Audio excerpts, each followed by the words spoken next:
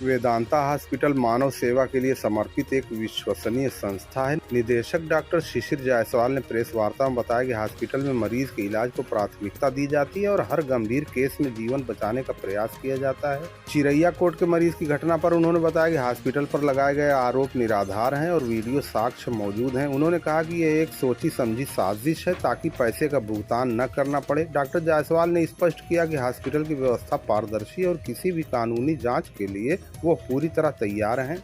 उजाला यादव के परिचित की घटना का जिक्र करते हुए उन्होंने बताया कि मरीज को आयुष्मान योजना के तहत निःशुल्क इलाज मिला और वो स्वस्थ होकर डिस्चार्ज हुआ था। उन्होंने कहा, मेडिको लीगल मामले में भी हॉस्पिटल का रिकॉर्ड बेहतर है और प्रशासन का सहयोग मिलता है। कोविड काल में भी 3000 मरीजों का इलाज किया गया। डॉक्टर जायसवाल ने कहा कि हम मरीजों की सेवा में विश्वास रखते हैं, न कि अनावश्यक विवादों में समय नष्ट करने में। आइए अब आपको सुनाते हैं कि उन्होंने क्या कहा।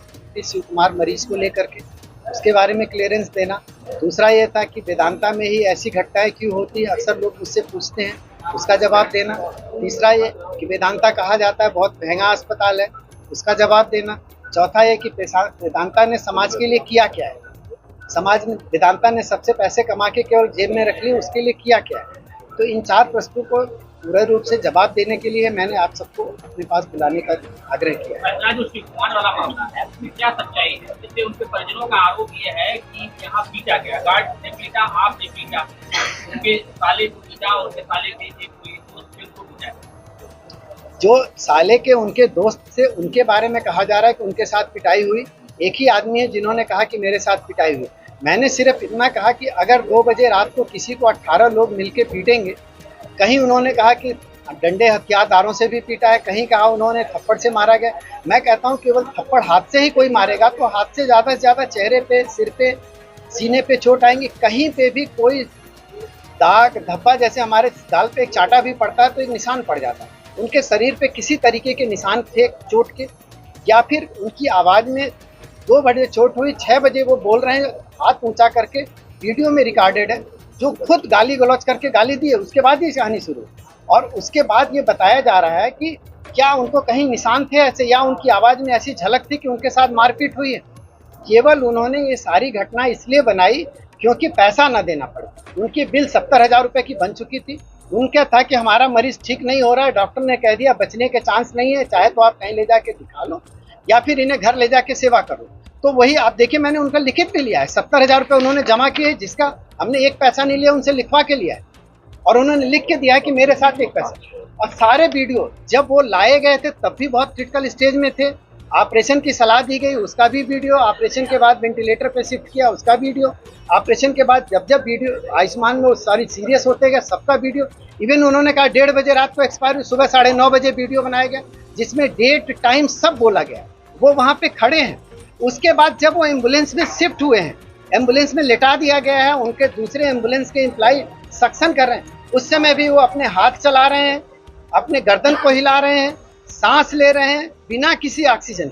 तो क्या उस समय उनकी डेथ हो चुकी? जिसका डेथ हो जाएगी वो सांस लेगा, वो सिर हिलाएगा, वो हाथ हिलाएगा? संभव नहीं। में दिया है तहरीर जो दी है, हाँ, तो उसमें ये कहना है कि जो है सीसीटीवी फुटेज देखे, सुन लीजिए, तो वो चीजें तो मैंने दिया है, सारे प्रमाण मेरे पास है। दूसरी बात, उस मरीज के मरने के बाद उसका पीएम भी हुआ है, जिसको पोस्टमार्टम कहते हैं। पोस्टमार्टम में भी क्लियर हुआ कि उसकी डेथ अभी हुई है। तो 1:30 बजे रात, भाई कहने के लिए, बदनाम करने के लिए आप कोई किसी को कुछ कह दीजिए, लेकिन उसका कुछ प्रमाण तो हो। कोई प्रमाण नहीं, मेरे सारे प्रमाण है, लेकिन बस वही कि मैं हर किसी के पीछे कितना दौड़ता हूँ। अभी उससे पहले एक घटना, एक कोई वो थी बिहार, उजाला यादव गए, उन्होंने कहा कि साहब हमारा मरीज आईसीयू में, वही वीडियो है मेरे पास। वो मरीज मेरे पास आयुष्मान से भर्ती होता है, उसका 1 रुपया खर्च नहीं होता है, 4 दिन यहाँ इलाज होता है, चौथे दिन उसकी डिस्चार्ज होता है। डिस्चार्ज होने के बाद वो चल के अपने पैरों से गाड़ी में बैठ के जाता है, जिसका वीडियो मेरे पास है। उसके बाद वो अगले 4 दिन घर पे स्वच्छ रहता है, ठीक रहता है। फिर उसके बाद वो दिखाने के लिए लामन और लोहिया में ले जाते हैं, वहाँ भर्ती करते हैं, वहाँ पे उसकी डेथ होती है। तो भी कहा जाता है कि वेदांता में वो सीरियस हो गया और मर गया। अब बताइए मैं इस चीज का प्रमाण कैसे दूं? अगर समाज में लोग, यादव का ये भी कहना था कि जैसे बच्चा यहाँ सीरियस था, आप उसको कहते थे कि नाटक कर रहा है, बहाना कर रहा है, ऐसा कुछ बात नहीं।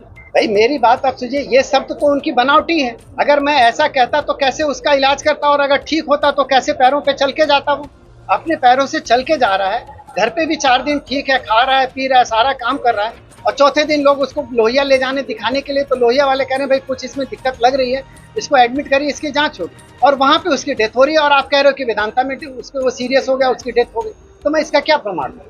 हॉस्पिटल में एक और आरोप लगता है कि हॉस्पिटल बहुत महंगा है, वेदांता हॉस्पिटल।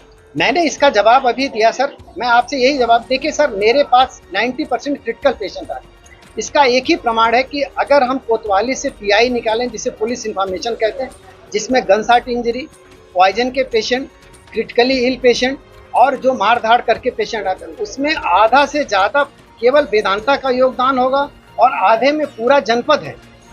तो जब ज़्यादा से ज़्यादा मेरे पेशेंट आते हैं तो और क्रिटिकल पेशेंट का इलाज होगा तो उनका बिल ज़्यादा बनेगी ही बनेगी। और दूसरी बात, क्रिटिकल पेशेंट जब भी आता है, मोस्ट ऑफ द कंडीशन वो ये कहता है भाई मेरा पेशेंट सीरियस है, आप इलाज शुरू करिए, मैं बाद में पैसा जमा कर दूंगा। जब बाद में पेशेंट ठीक हो जाता है तब तो 4 लोग कहते हैं साहब इसमें थोड़ा बिल कम करिए क्योंकि बिल आपकी ज़्यादा लग रही, क्योंकि वो कंपेयर करते हैं नॉर्मल सर्जरी से, तो नॉर्मल सर्जरी हुई नहीं तो डेफिनेटली बिल ज़्यादा लगेगी।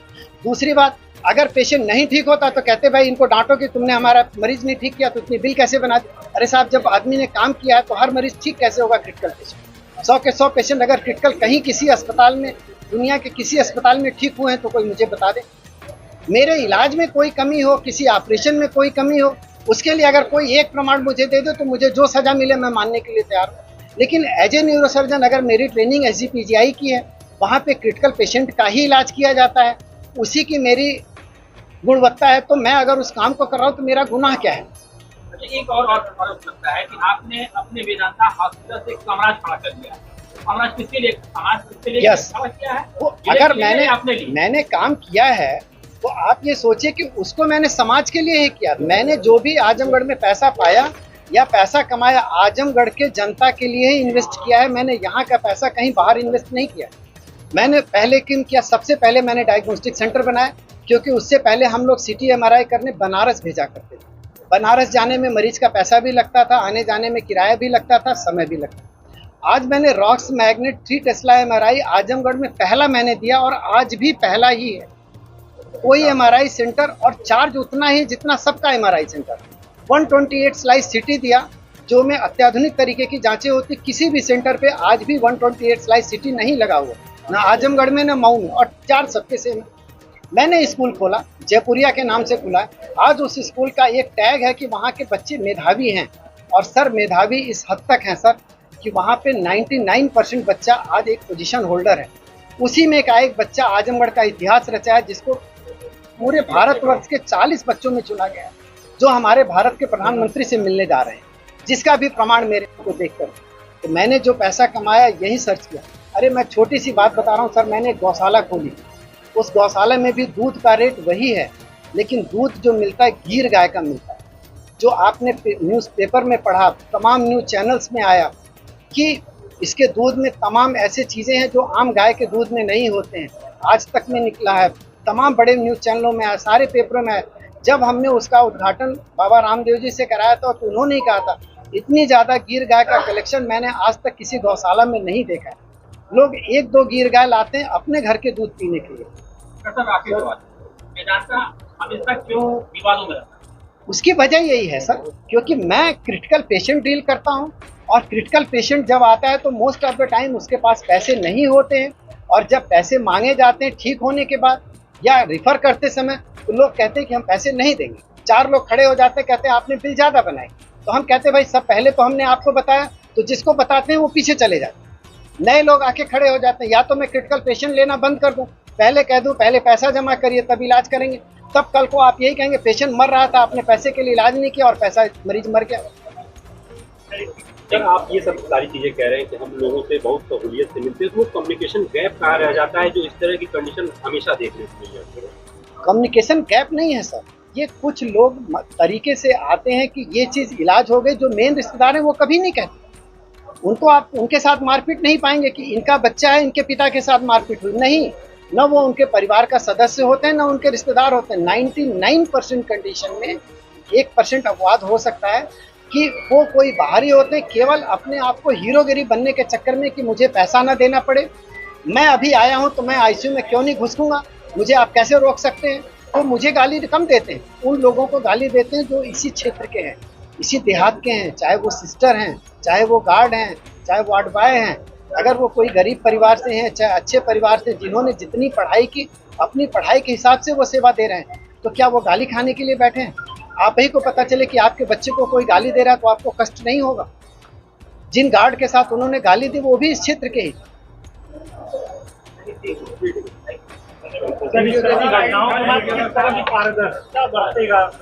अब एक ही चीज है कि मैं अपने प्रशासन को छोटी छोटी चीजों में इन्वॉल्व करने की कोशिश करूंगा। अगर कोई भी घटना होगी तो मैं पुलिस को बुलाऊंगा। उस दिन भी मैं पुलिस को बुलाने जा रहा था तो लोगों ने कहा इन्होंने शराब पी रखी, अभी पुलिस को बुलाएंगे, पुलिस बंद करके चार टाटा देगा, बिना बात में बात का बतंगड़ बनेगा। तो आप ऐसा मत करिए, पुलिस को मत बुलाइए, दरहम करिए। और वही मैंने छोड़ दिया तो सुबह उन्होंने एक नया बखेड़ा खड़ा कर दिया। दोस्तों नए हो तो चैनल को सब्सक्राइब कर लें, खबर पसंद आई हो तो इसे लाइक और शेयर करना ना भूलें। धन्यवाद।